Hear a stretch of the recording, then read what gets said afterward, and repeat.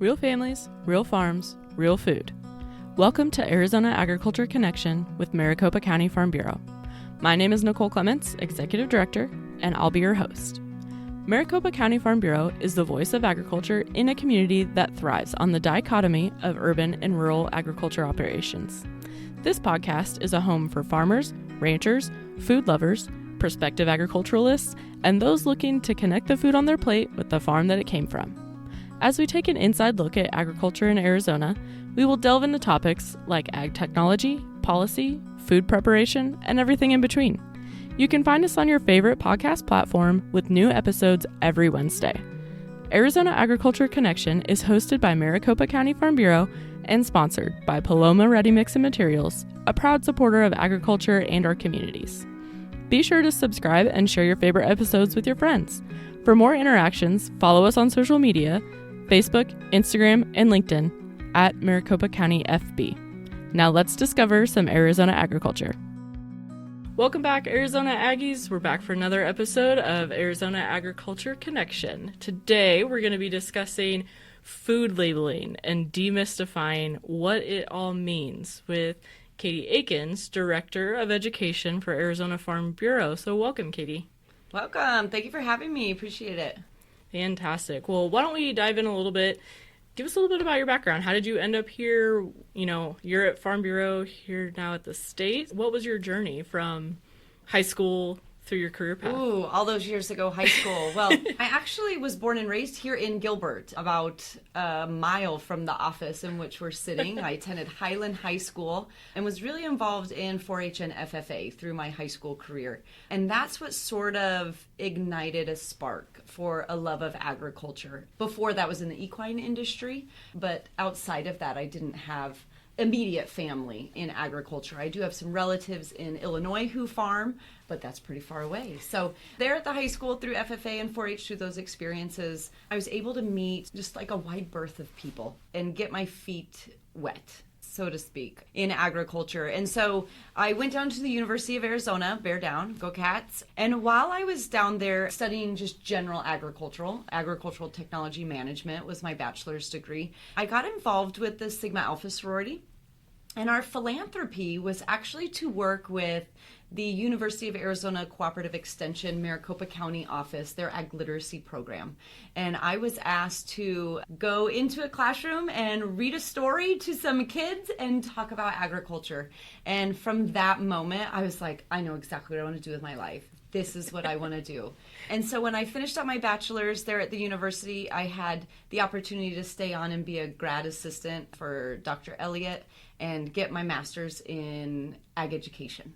And so once I finished up with my master's, here at Farm Bureau, we didn't have an Ag in the Classroom program. So I had to sort of leave, which was scary. But I ended up in Chicago, where I worked for Cook County Farm Bureau as their Director of Public Relations and Education. And I got to run their Ag in the Classroom program there in the Chicagoland area, which was an amazing experience and provided so many opportunities to develop curriculum, to engage with consumers of all age levels and age ranges, which was awesome.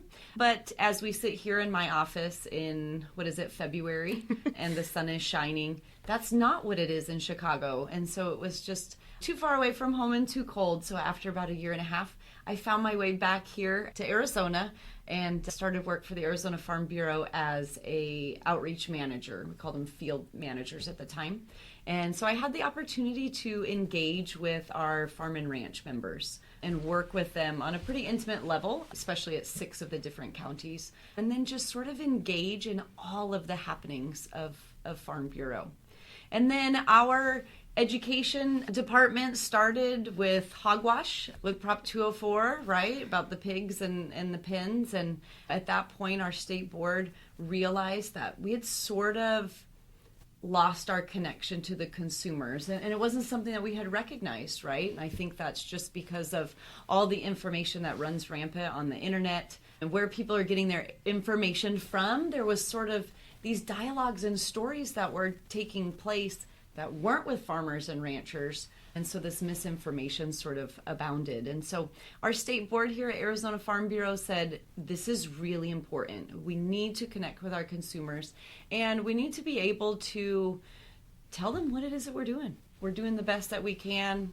We're doing these things, and we need somebody to share that message since we are busy on the farm and ranch. And so that landed me here with Ag in the Classroom with Arizona Farm Bureau, which I couldn't have been more excited to be a part of.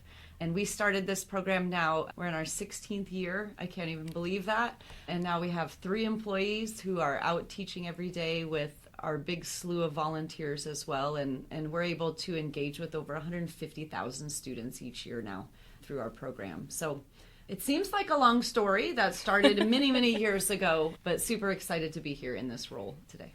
Awesome. Yeah, that's a lot of students to connect with, and on a yearly basis, that consistent message and information is crucial. And another reason that we started the podcast, because what a better way to get information to consumers than when they're driving down the road and need something to listen to. So I love that, because one of the things that I find is consumers, they're looking for information.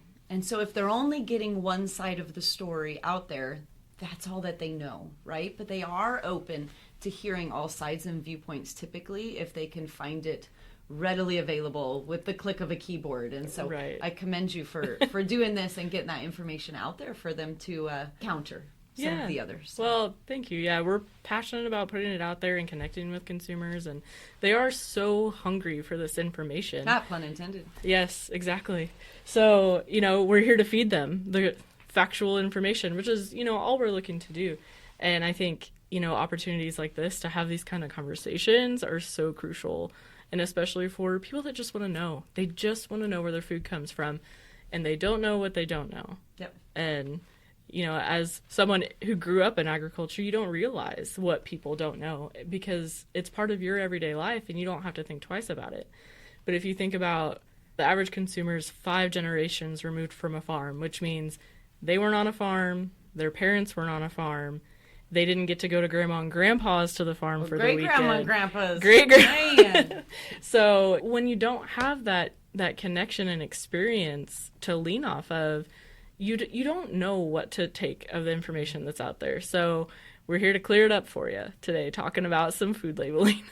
I love it. And you picked a doozy, because the food labels, I think, are, a way that people really rely on to get information about their food, especially when they're running into a grocery store and they're looking and they're like, oh, that key word, it jumps out to me and this is what it means. And, everybody wants to buy the safest food, the healthiest food for their family, right? Everybody is out there just trying to do their best. And these labels, although we look to them to be our guides, unfortunately, they can be full of misconceptions as well, just because of the world we live in today. So hopefully we can hit some of those big ones that are maybe confusing to our friends out there. Yeah, even for me, who I've been in marketing now for quite a while, and it's hard sometimes to decipher what's a true label and what is marketing. Claim. Right. What is a claim? What is marketing? And what is the food label? Right. So I guess kind of to that point, like, where did food labeling originate from? How did we kind of get to this point where we have all these stamps and stickers and everything on? How did that come about? Well, and that's a great question. It's one when we think about food labels, we think that it's something new, right? But it stems all the way back to the 13th, 14th centuries, right, with food labels. And it was sort of this, back then when we look at in the 14th and 15th century specifically, they were wanting sort of the stamp of the maker or the producer to make sure that their products were unadulterated, right? That things weren't getting in there that were making people sick. So this is a long time ago, this idea of food labeling started. And then we got to, I say we, I wasn't here, right? But we got to the 1850s. And this is interesting. I don't know if you are a history person and know who our 12th president was. I enjoy history, but it's not my strong suit. So our 12th president was Zachary Taylor. And back in the 1850s, he died. He had only been in office for, I think, 16 months. And there's some controversy surrounding, right? Like everybody sort of has their story as to why he passed. But they all go back to sort of a foodborne illness. I can use the medical term, which is cholera morbus.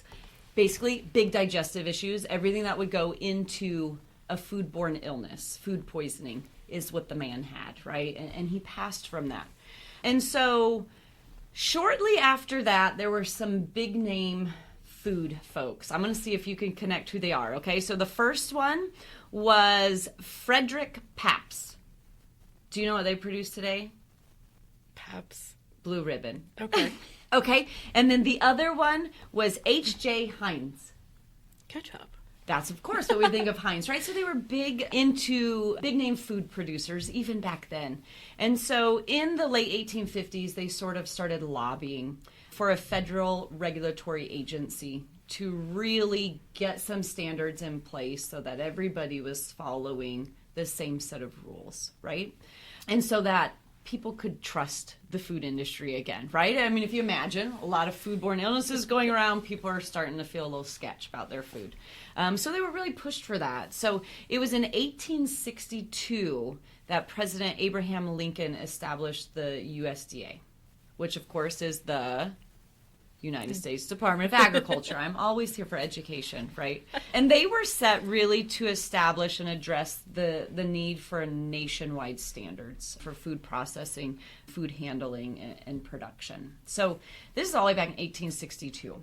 Now, there's been a lot of steps along the way, right? So we hit 1906 where the Pure Food and Drug Act came about, and that one actually was set out to prohibit misleading or false food labels, which is interesting that, you know, it started in 1862 and then all of a sudden in 1906, they're like, well, we really need to watch these labels and make sure that we're not misleading people or providing false information because people are looking to these labels. 1906. This is insane. So then a couple other changes in 1913. So think of processed packaged foods. I had a Uncrustable for lunch. I know it's not super healthy. I teach children. I am a child. I mean, I had a protein bar, so. So when you buy the box of Uncrustables, right, it tells you how many are in there, what the count is, and it tells you the weight of the product. If you were buying a bag of beans, what is the weight of it?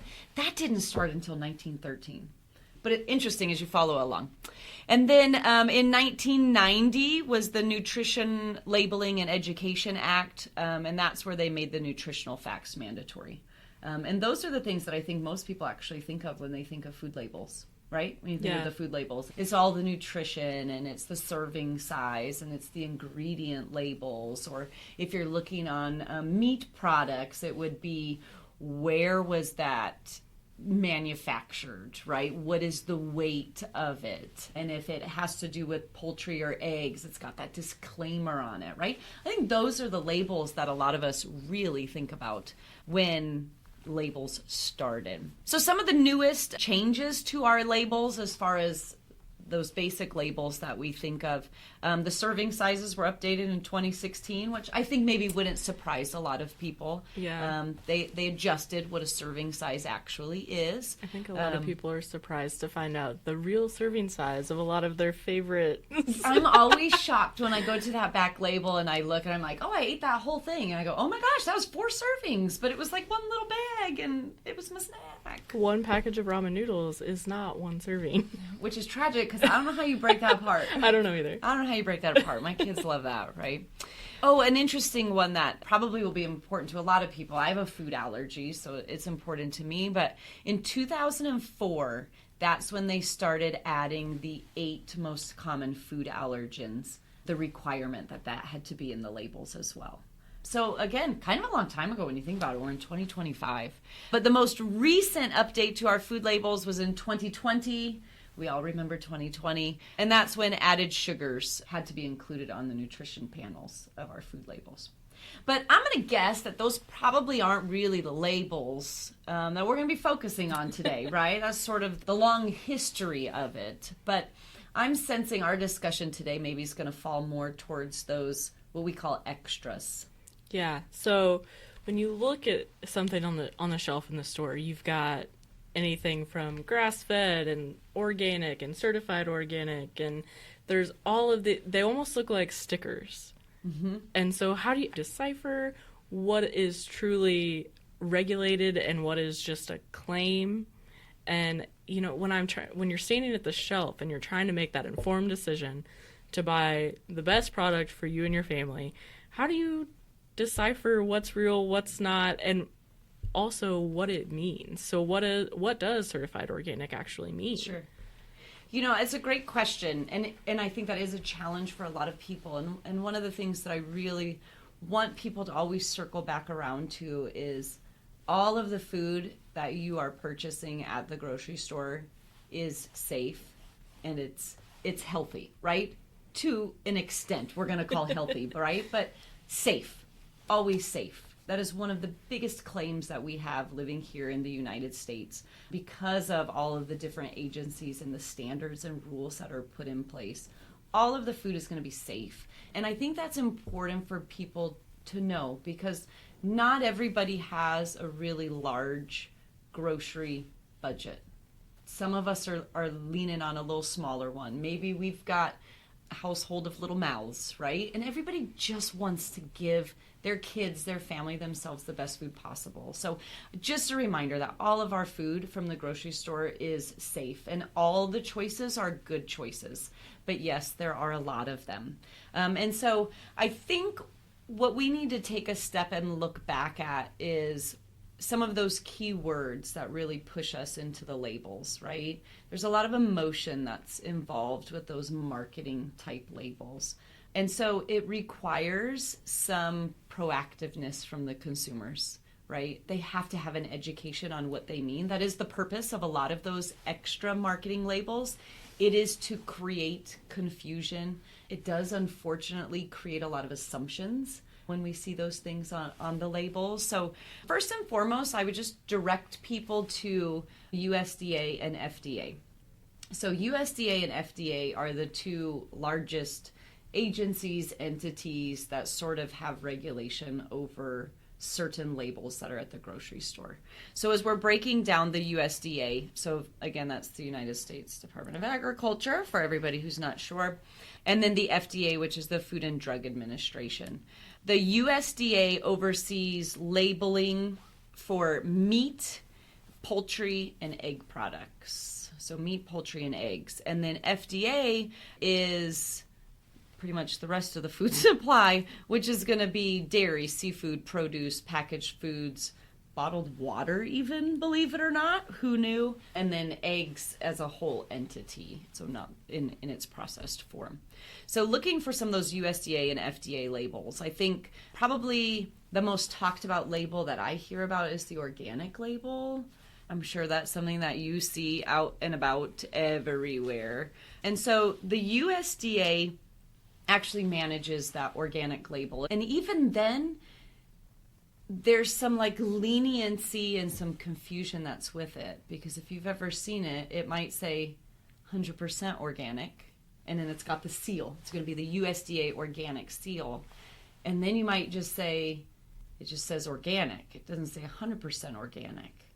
And then you see one that says organic ingredients, right? And then there's even another one that says made with organic ingredients. And so you're like, I don't even know what this means anymore, right? So you do almost have to have a key or a chart, even when we're looking at some of these mandated labels. But as a general understanding of organic, if it says 100% organic, it means that 100% of the ingredients are organic. So what does that mean? That means it does not contain genetically modified organisms. So think transgenic, right? Where maybe they're taking DNA from one organism or entity and sort of artificially inserting it into another. So that can't fall under organic. Also, if you're talking about livestock, you cannot have added hormones. Of course, they all contain hormones, all living things do, but there's no added hormones allowed in those organic products. And if it's produce or foods, it means it has to be grown organically, which means I hesitate to say no synthetic pesticides or fertilizers because there actually is approved there are approved synthetic ones. In fact, for organic farming, there's 900 different approved, I'm going to call them toxins, right, for the use in organic farming. Some of them do happen to be synthetic that are on that list. So even saying no synthetic for organic, it's kind of a muddy water, right? So you can see how easy it is for consumers to be confused and sort of throw their arms up and just say, well, I'm just going to believe what the label says, because even the label is just a little bit confusing. So even with that USDA, it used to be said for organic that if it was livestock, they couldn't have vaccines. That's also wavered a little bit as well. There are certain vaccines. They just have to go through certain steps to prove that it is needed for animal welfare there on their farm.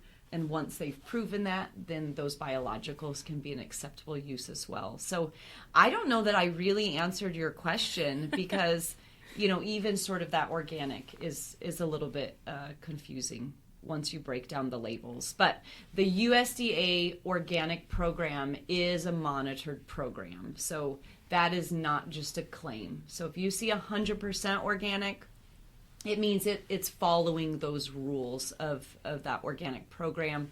If it says just simply organic, it means 95% of the product followed the organic standards. So even a little wiggle room there. But you'll see the seal, that USDA organic seal.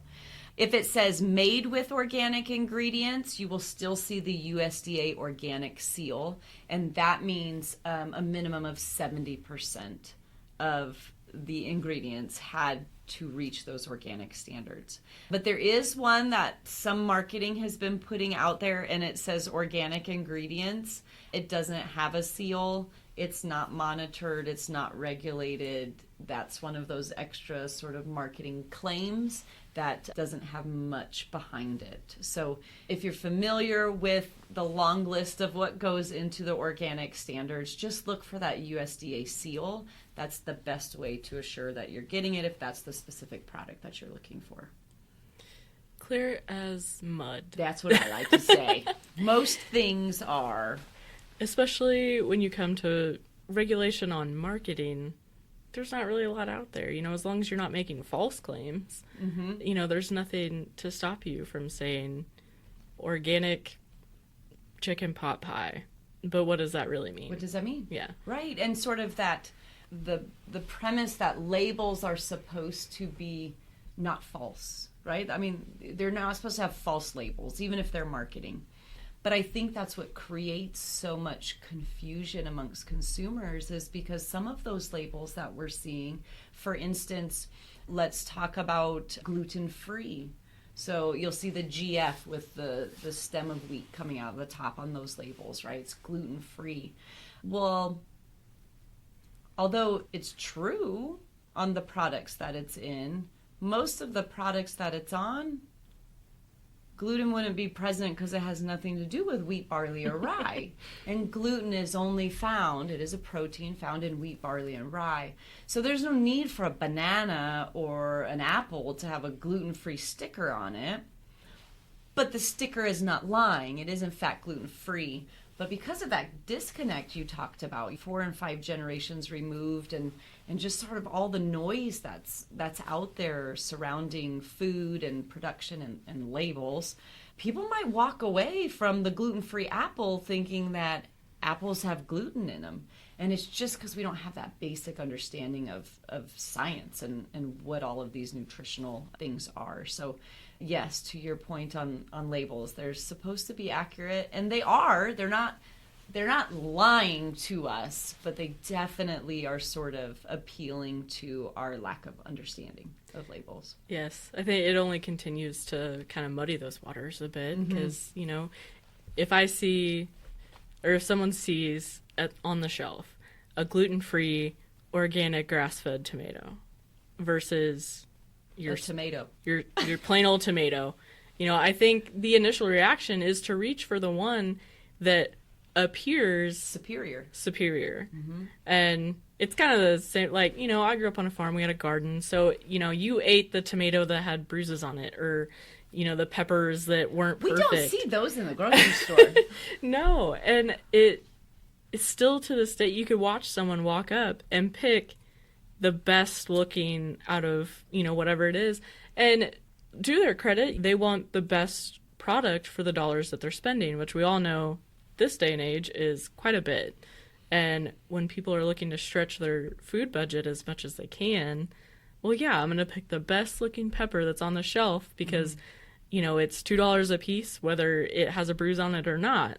And I think, as we maybe can open the doors and help with understanding this a bit, it will help people make better decisions when it comes to their budget for their groceries. And I feel like you could do a whole episode on what you just said there on our producers are having to grow and produce for consumers who shop with their eyes, right? And so it's the no bruising. There's a whole episode in that story. Yeah, well, there's story right there. There's a whole business model built around selling the not perfect. You've heard of Misfits Market. Yes. They're selling the imperfect, which it's wild to me. From a health and safety standpoint, it is still perfect. It is just still doesn't the same pepper. Yeah. It just is not visually as appealing. Yeah. And, as someone who would probably pretty self-proclaim type A, does it make me feel good when I walk into the grocery store and I see all of the beautiful colored produce aligned perfectly on the shelf? Yes. It does. But have I dug a potato out of the ground and ate it? Yes. Yes. And it was not the prettiest, but nutritionally, it holds the same amount of value. Yep. And I think that's a little lost when you walk into the store, and it's almost like you're immediately overwhelmed with the decisions that you have to make when you're there. Yes. Yes. And so we've always been taught, shop from the outside of the grocery store in, sort of those outside, right? When people are looking for the best bang for their buck nutrition, it's going to be those fresh foods, produce, meats, all the things that are around the exterior. And you don't have to worry about as many labels on all of those things, right? Not as many. True. Still a few. It's true. Yeah, so speaking of a label that we might see on the outside ring of the grocery store, you had mentioned earlier, sort of, people go in and they see the labels for grass-fed. That's probably one of the most common labels I think we see on meat as far as how it pertains to how that animal was raised, right? When we're talking the other labels like prime and choice, that has nothing to do with how the animal's raised. That's the meat in that case and how it was graded. But when we're looking at grass-fed, that's another one of those labels that I think creates a lot of assumptions for people. And so oftentimes I hear people say, oh, well, it's grass-fed. It's coming from a smaller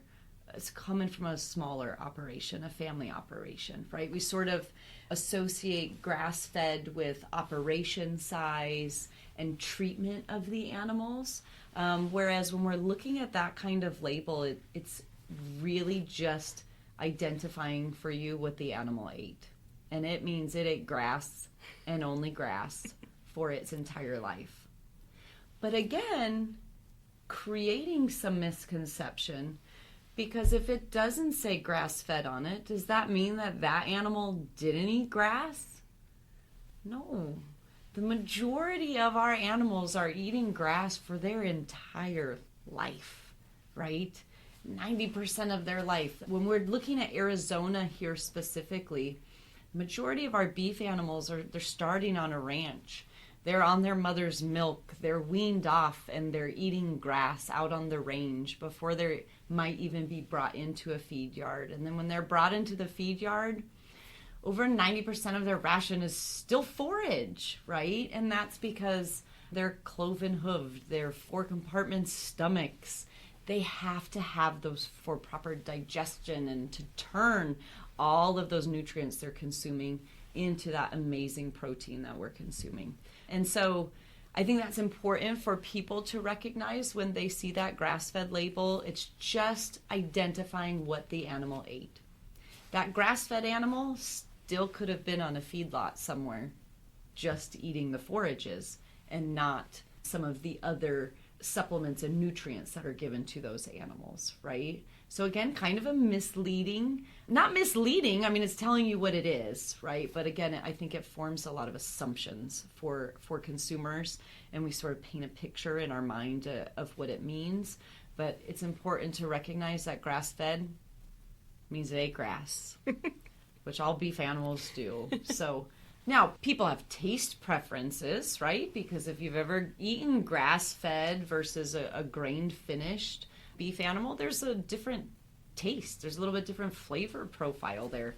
And that really just comes down to people's preference. Even nutritionally, they are pretty similar in all the components of what they're made up of. So again, not a great answer because that's the muddied water of labels, right?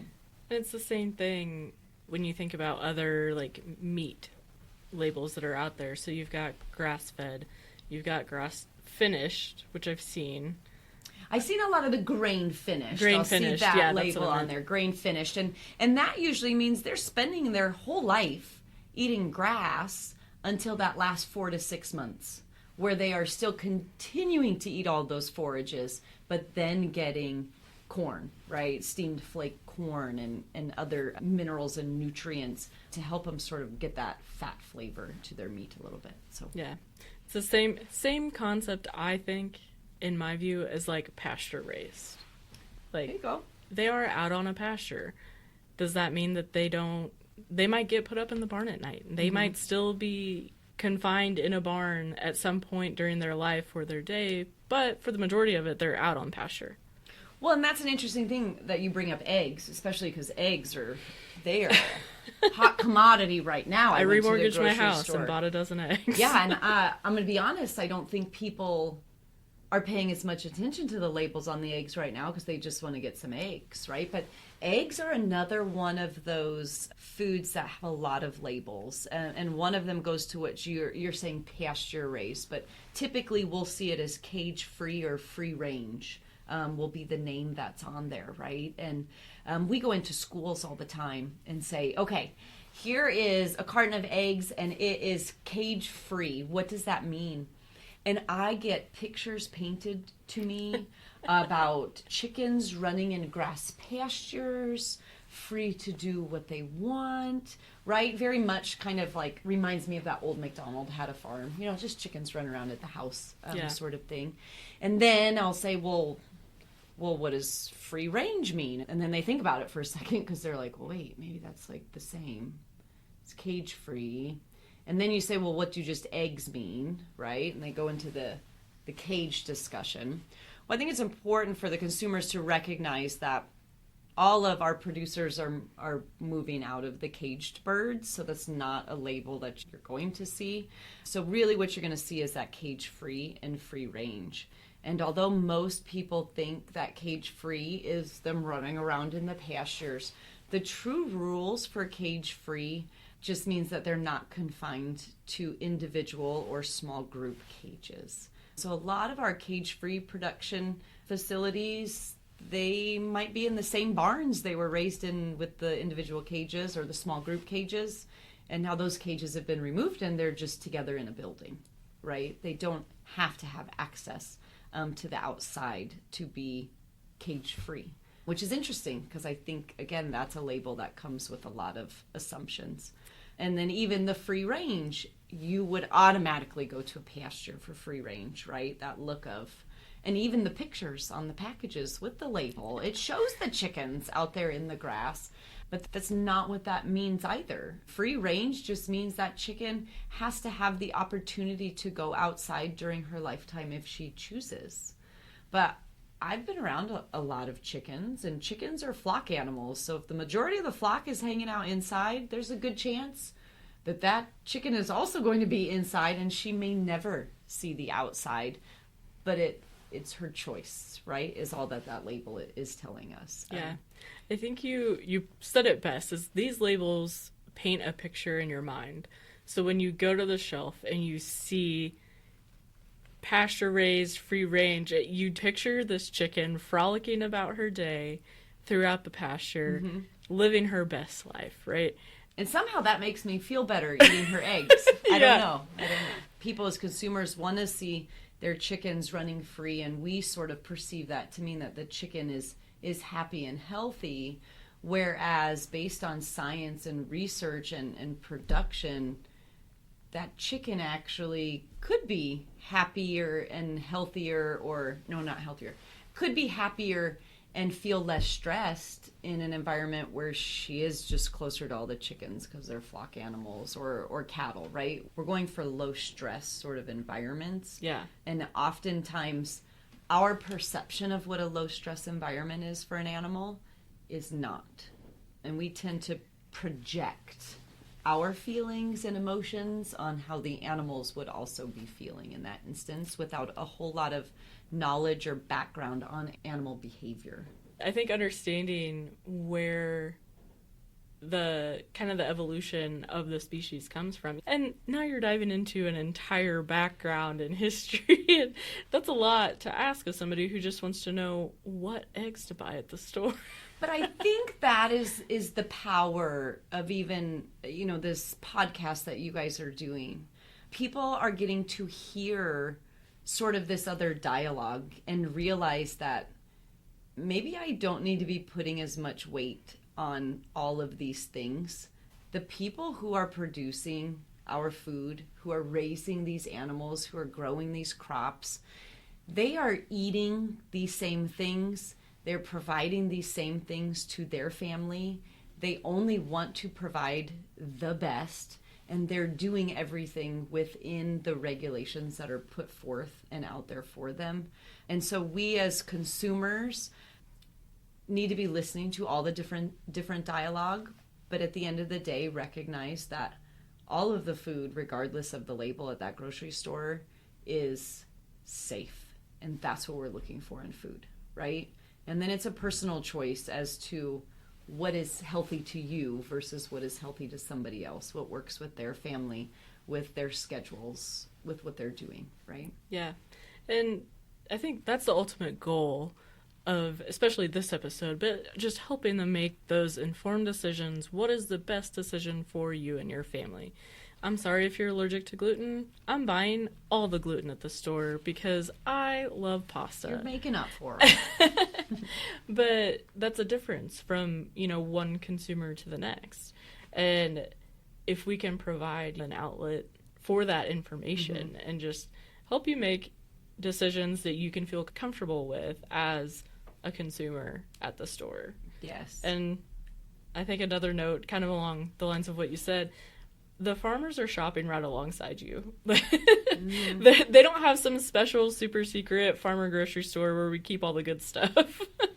No, they're eating the bruised peppers and the bruised tomatoes. We're buying the bargain pepper. Yes. And to be fair, if someone's a beef rancher, they may not know what makes it an organic tomato either. It can be just as confusing for them. So we're all in this boat together. Yes.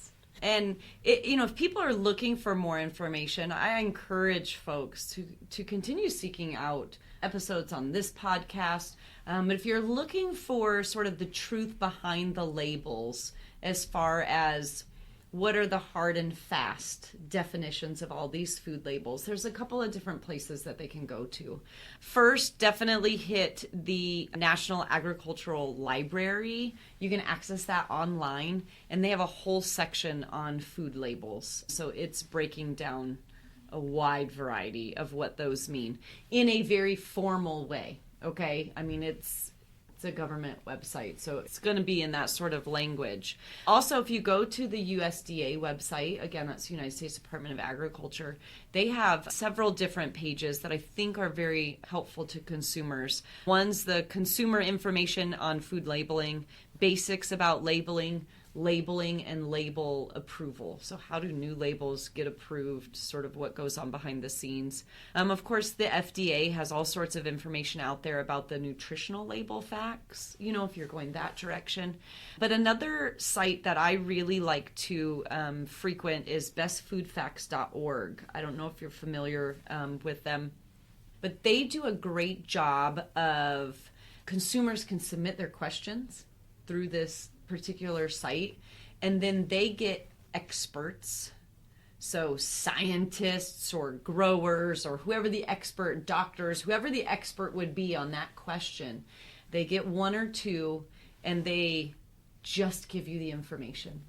And then it's up to you to take that information and form your opinions, but they're not trying to guide you in one way or the other, form your opinion. They're just giving you the facts and moving forward. And I know Arizona Farm Bureau's Fill Your Plate is doing a website relaunch, remodel, and they've got a frequently asked questions page as well. That's along those same lines. It's just providing you with factual information. You take it, digest those nuggets, and then do with it what you want. So there are more and more resources for people to be able to go to. And it's usually better if it's not just from reading the label, right? Understand what that label actually means. Yeah, no, that's fantastic. And we'll link all of these resources on the blog for this episode on our website and in the show notes. So if you're looking for those, that is where you will be able to go and find them. You can also submit questions on our website. And we can, if you have questions for us or for Katie, you can send those in and we will get those, we'll get back to you on those as well. Definitely. So bring them at us. We're always here for questions. Yes. Well, thank you so much for having me today. I'm not sure I cleared up that muddied water at all, but hopefully we're able to leave everybody with sort of that piece of information of everything that you're getting from the grocery store, regardless of that label, is going to be a safe food choice. And a great food choice. So I think that's a great word to end on. And I appreciate you, Katie. Thank you so much for taking the time today. We really appreciate it. And for going through the extensive work on explaining the muddy waters of food you're labeling. Welcome. Anytime. All right. Well, this was another episode of Arizona Agriculture Connection. Be sure to tune in next Wednesday for our latest episode, and we will catch you then. Thank you for tuning in today, and remember, Farm Bureau has a place for you. Be sure to subscribe, leave a review, and share this episode with your friends on socials. You can also visit our website, maricopacountyfb.org, for more information and to submit a topic you want to learn about. Remember to tune in every Wednesday wherever you listen to podcasts. A huge thank you to Paloma Ready Mix and Materials for supporting our agriculture producers and this podcast. Maricopa County Farm Bureau, bringing you the stories of real families, real farms, and real food. I'm Nicole Clements, signing off. Catch you next week.